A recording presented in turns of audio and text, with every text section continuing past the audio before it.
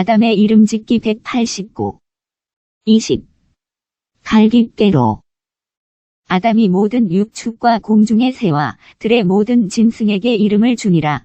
아담이 돕는 대필이 없으므로 여호와 하나님이 아담을 깊이 잠들게 하시니 잠들매 그가 그 갈빗대 하나를 취하고 살로 대신 채우시고 여호와 하나님이 아담에게서 취하신 그 갈빗대로 여자를 만드시고 그를 아담에게로 이끌어오시니 아담이 가로되 이는 내 뼈 중의 뼈요 살 중의 살이라. 이것을 남자에게서 취하였은즉 여자라 칭하리라 하니라. 갈빗대로 여자를 만들었다는 기록은 원문 성서에 없다. 번역과 독해의 오류다. 오독의 오랜 성경 읽기 역사는 청산되어야 한다.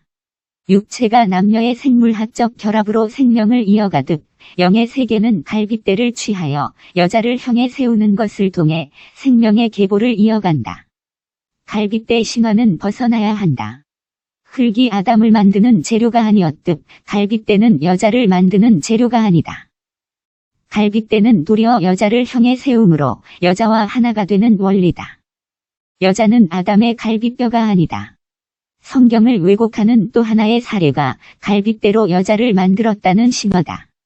성경을 신화적으로 190 에덴의 미토스와 로고스 읽고 신화 속에 가둬놓는 것이다. 물론 에덴 이야기는 신화적 서술 방식이지만 우리는 신화에서 로고스를 읽어내지 않으면 우리의 의식은 미신에 갇혀 있게 된다. 에덴 이야기에는 갈빗대로 여자를 만들었다는 구절이 없다. 사람들이 그렇게 해석하고 그렇게 번역하고 있을 뿐이다. 해석자들이 에덴 이야기를 도리어 더 깊은 신화 속으로 내모는 것이다.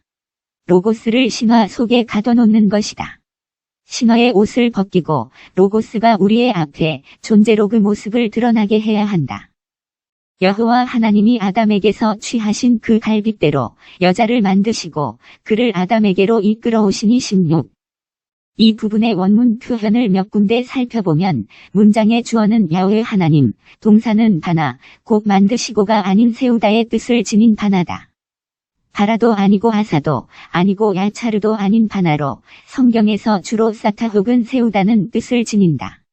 문장의 목적어는 갈빗 대곱 하체라다. 갈빗대로는 에트 하체라인데 목적격이다. 여자를 만든 재료인 것처럼 번역하면서 여자를 목적어로 해석한 것이 결정적인 오역이다. 대격부호 에트까지. 16창 2-12 바이벤 예호바 엘로힘 에트 하체라 아스르라카 민하 아담 레이샤 바에비에하 에라 아담. 갈빗대로 191. 동원의 갈빗대가 목적격임을 분명히 하고 있으므로 갈빗대로가 아니라 그 갈빗대를이 맞다. 갈빗대를 설명하는 관계절을 이어서 번역하고 해석해보자. 갈빗대를 왜 세우셨을까?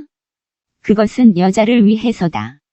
레전치, 사와 이샤곱 레이샤는 여자를 위하여로 번역하고 해석해야 한다. 따라서 이는 이렇게 번역되어야 한다. 야훼 하나님이 여자를 위하여 아담에게서 취하신 갈빗대를 세우시고 그리고 그 여자를 아담에게로 인도하셨다. 히브리어 문장의 에트에서 레에서 용법이다. 을 위하여에서 을에서 하다는 용법의 문장이다. 갈빗대로 여자를 만들었다는 번역과 이해는 비록 의도하지는 않았다 하더라도 성서의 진리를 신화가 되게 하는 번역이 되고 말았다. 창세기 2장 22절은 그 뜻이 남자와 여자의 참된 관계성을 말하는 것이다.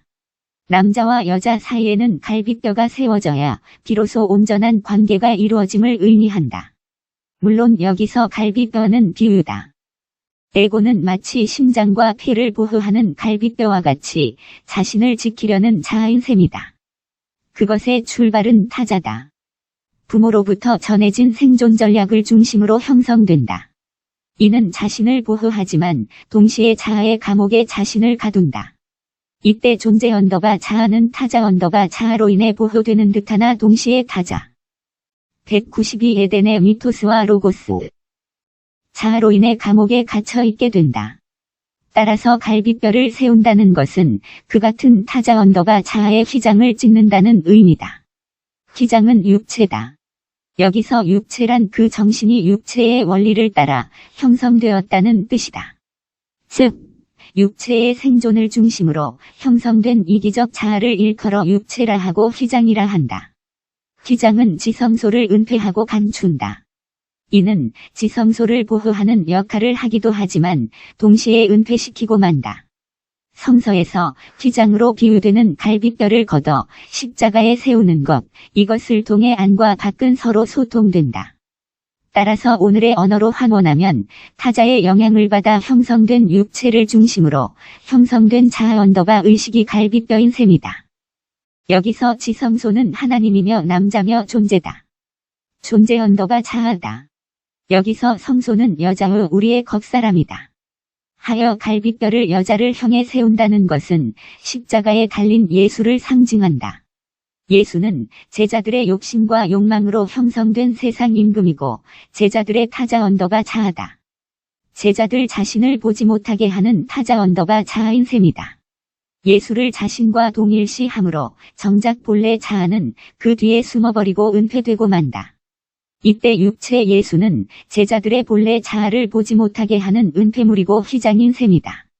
예수는 바로 자신을 제물로 십자가에 매달므로 제자들 속에 형성된 휘장을 걷어낸다. 예수의 십자가는 거기서 제자들의 갈빗뼈가 뽑히는 것을 방불한다. 제자들의 눈이 새로 열리게 하는 예수의 두 번째 안수가 되는 것이고 제자들의 속과 겉이 소통할 수 있는 길을 열어간다는 점이다. 온전한 소통을 위해서 갈빗뼈가 남자에게서 뽑혀 여자를 향해 세워져야 한 갈빗대로 193. 다는 말이다. 예수가 매게 되어 있지만 타자, 절대타자가 매게 되어 있지만 이는 모두 베드로의 내면에서 일어나는 하나의 대하 드라마다. 모노드라마에 등장하는 수많은 배역인 셈이다. 에덴 이야기에서는 이를 신화적 이야기 방식으로 그려내고 있다는 점이다. 하여 다양한 배역이 등장하는 것이다.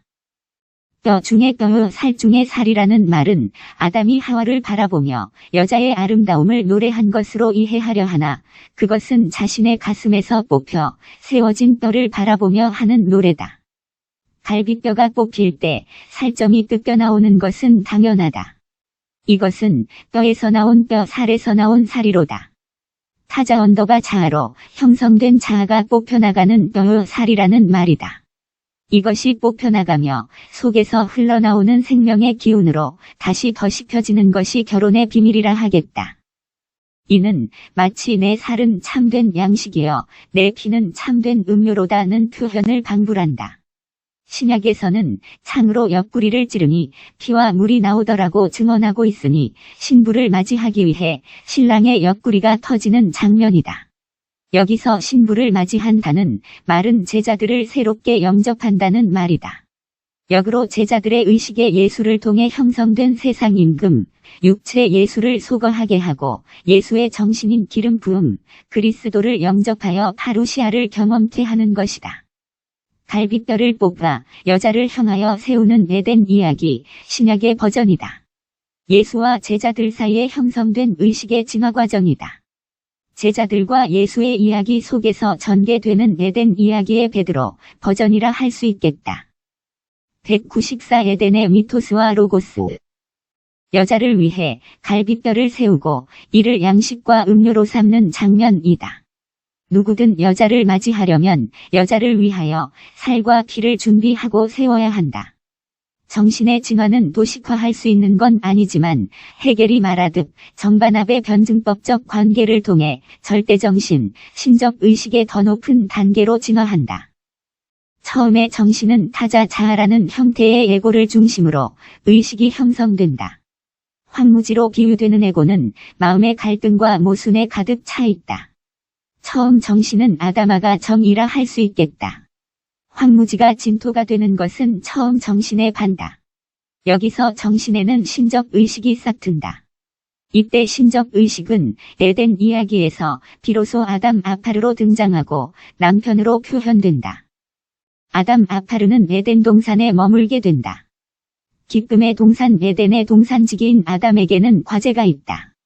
아직도 황무지로 있었던 옛자아 곧 겉사람과의 본질적 화해의 공간이 남아있는 것이다. 사실은 아담아도 나요, 아담 아파르도 나이기 때문이다.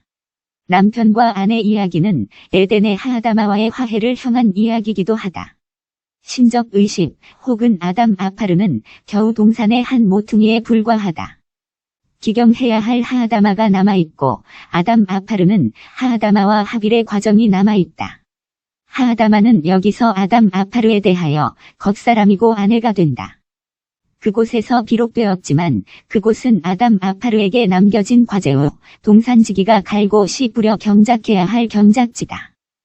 여기서 갈등과 모순은 찾아오게 되고 고통은 계속된다. 정신의 새로운 요구를 맞이하게 된다. 본래 정신은 숨어있고 은퇴어. 갈빗대로 195. 되어 있다. 그리고 그때 비로소 야훼 하나님은 그에게 여자를 데리고 오신다. 이것이 둘이 하나 되게 하기 위한 결혼의 원리며 소통의 원리다. 그러나 번역하는 이들이나 신학자들이 흙을 사람을 만드는 재료로 오해하듯 갈빗대 역시 여자를 만드는 재료로 오해한다. 에덴 이야기에서 갈빗대는 여자를 만드는 재료가 아니다. 도리어 남자와 여자 사이에 가로막힌 담을 허는 휘장이고 여자를 향해 세워야 할 제단이고 제물이다. 갈빗대는 세우는 것이고 쌓는 것이다. 그것은 골방을 통하여 생성되고 취하게 된다. 그렇게 취한 갈빗대는 여자와 한 몸을 이루고 거기서 뼈를 이루고 살을 채운다. 생명의 세계는 그렇게 연쇄고리의 계보를 이어간다. 이는 예수와 제자들 사이의 온전한 관계, 제대로의 소통의 길이 열리기 위해 십자가가 있어야 했던 것과 같다. 베드로와 예수가 언제 합일되는가? 닭이 울 때 베드로의 속사람이 얼마나 부끄러웠을까? 속사람은 겉사람을 통해 나타나고 사라지고 꽃이 우는 것이다. 우리는 내면의 아름다움과 꽃망울의 터짐을 영원한 신기루처럼 잡히지 않는 곳, 저 앞에 놓아두고 있다. 그러고는 선악을 알게 하는 것에 몰두해 있다. 선악의 세계를 떠나 다시 고토로 향하자. 바빌론에서 돌아가야 할 곳은 다시 가나안이다. 우리의 혼인, 우리의 하빌, 우리의 짝은 무엇이며 그를 이루는 것이 무엇일까? 짝은 겉사람과 속사람이다. 이 둘이 짝을 이루는 것이며 이 둘이 하나에 다다르는 것. 메비우스의 띠가 이루어지는 것, 그것이 하빌의 비밀이며 성서에서 말하는 구원의 196 에덴의 미토스와 로고스. 한 걸음 다가섭니다. 사랑은 겉에서 찾으려 해도 곤란하고 속에서만 있다고 해도 곤란하다. 사랑은 겉과 속에서 함께 하나가 되어 성취되어 간다. 사랑 안에서만 아들을 낳을 수 있다. 아들을 낳아야 살리는 자의 반열에 들어갈 수 있다. 하나가 되고 합일이 되기 전에는 겉사람의 속성, 정과 욕심의 속성으로 사람들에게 나아가려 한다. 자기 안에서 합일되지 않고 제 욕심만 취하면서 복음을 전한다고 한다. 살리는 자가 될 수 없다. 하늘의 형상을 입고 나가야 사람들에게서 제 욕심을 취하지 않는다. 예수는 자기를 부인했다. 제자들 관점에서 보면 유다나 베드로가 예수를 배신한 것이 아니다. 누가 배신이며 변절인가? 유다의 기대를 저버린 것은 누구인가? 베드로의 희망을 간단히 짓밟은 이가 누구인가? 그것은 곧 예수였다. 그렇다. 예수는 인간의 모든 희망을 짓밟는다. 인간의 희망을 짓밟고 새로운 인간의 길을 열어놓는다. 이를 일컬어 하늘이라고 한다. 그러므로 하늘은 인간의 희망을 꺾어버리고 나타난 허망이다. 예수의 배신은 구원의 길을 열고자 하는 배신이나 아무도 그를 이해하는 자가 없다. 신은 언제나 인간을 배신한다. 인간은 늘 희망 고문을 하며 신을 찾고 난다. 따라서 이제는 저 신을 향한 발걸음을 멈춰서야 한다. 예수의 안내를 다시 받아야 한다. 지성소에 머무는 신이 얼굴을 다시 만나야 한다. 허망에서 다시 피는 꽃 이야기가 왕국의 노래다. 에덴의 풍요, 기쁨의 정원 안에 누리는 아름다움이 피어나는 갈빗대로 197. 그러는 순간 거기에서 또 한 번의 큰 구렁이 있다는 것. 에덴의 이야기에 담겨 있다. 그리고 새롭고 산길을 통해 하늘과 땅은 남편과 아내는 대동을 이룬다. 통합을 이룬다. 거기서 화해와 평화를 낳게 되는데 이를 아들이라 하고 한 몸을 이룬다고 한다.